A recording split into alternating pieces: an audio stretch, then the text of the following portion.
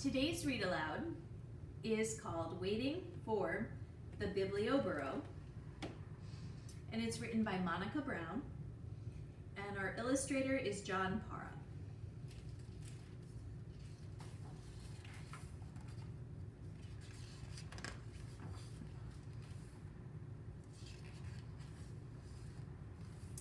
On a hill behind a tree, there is a house. In the house, there is a bed, and on the bed there is a little girl named Anna, fast asleep, dreaming about the world outside and beyond the hill. When Anna wakes up to the rooster's kee-quirk-wee, Poppy is already at work on the farm, and Mommy is busy in the garden. Anna bathes her little brother and feeds the goats and collects the eggs to sell at the market. After breakfast, Anna and her mother walk down the hill. Anna closes her eyes against the sun and wishes she was back in the cool of the house with her libro, her book. Anna has read her book, her only book, so many times she knows it by heart. The book was a gift from her teacher for working so hard on her reading and writing. But last fall, her teacher moved far away, and now there is no one to teach Anna and the other children in her village. So at night, on her bed in the house on the hill, Anna makes up her own cuento and tells the stories to her little brother to help him fall asleep. She tells him stories about make-believe creatures that live in the forest and the mountains and the sea. She wishes for new stories to read, but her teacher with the books has gone. One morning, Anna wakes up to the sounds of tack-a-tack, clip-clop, and a loud ee-yah, ee-yah. When Anna looks down the hill below her house, she sees a man with a sign that reads Biblioburro. With the man, there are 2 burros. What are they carrying? Libros, books. Anna runs down the hill to the man with the sign and the burros and the books. Other children run to him too, skipping down hills and stomping through the fields. Who are you? Who are they? The children ask. The man says, I am a librarian, a bibliotecario, and these are my burros, Alpha and Beto. Welcome to the Biblioburro, my biblioteca. But Signor, Anna says, I thought libraries were only in big cities and buildings. Not this one, says the librarian. This is a moving library. Then he spreads out his books and invites the children to join him under a tree. Once upon a time, the librarian begins, sharing the story of an elephant who swings from a spider's web. He reads from books with beautiful pictures and then helps the little ones learn their abecedario.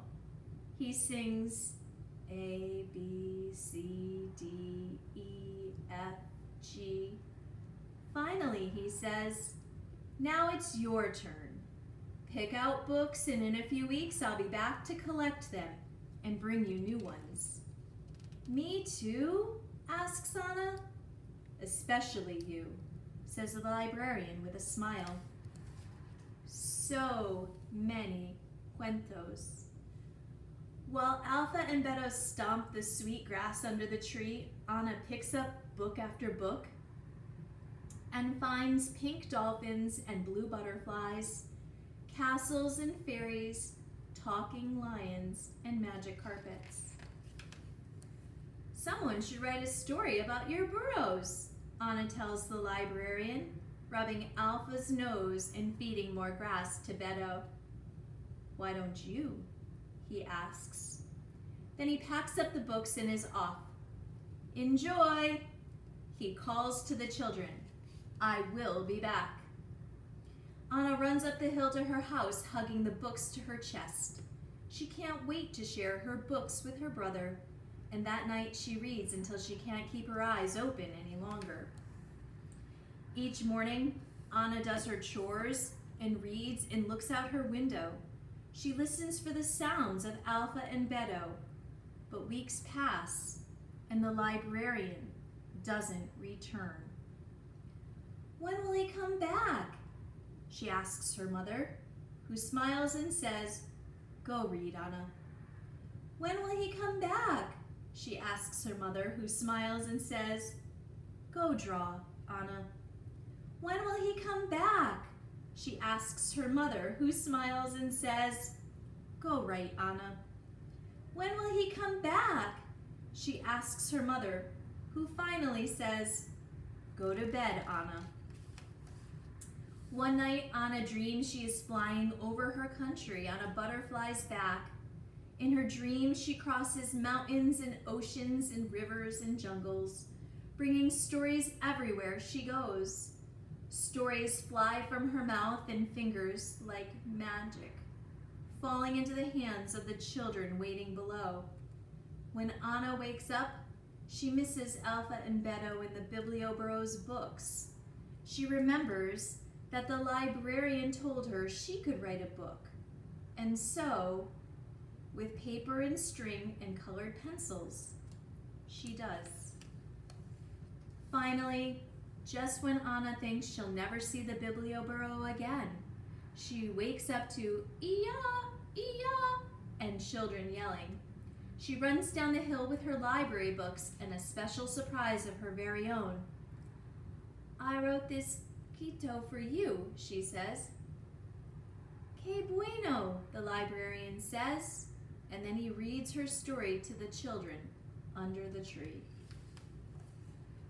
When it is time to go, Anna's book is packed carefully on the burro's back, ready to be carried away, over the hills and through the fields, to another child who is asleep on a bed, in a house, on a hill, behind a tree, dreaming of Alpha and Beto and all the new stories the Biblioburro will bring.